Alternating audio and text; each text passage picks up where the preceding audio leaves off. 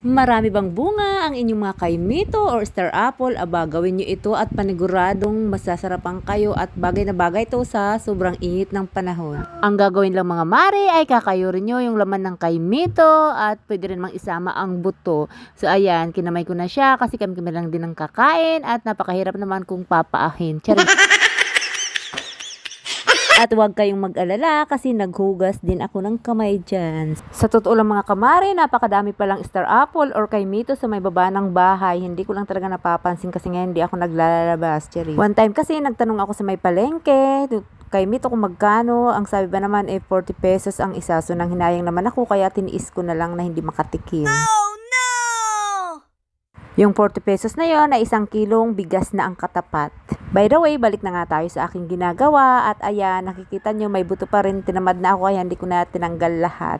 So bali, ang ilalagay lang natin dyan ay gatas na ibap at maraming yelo.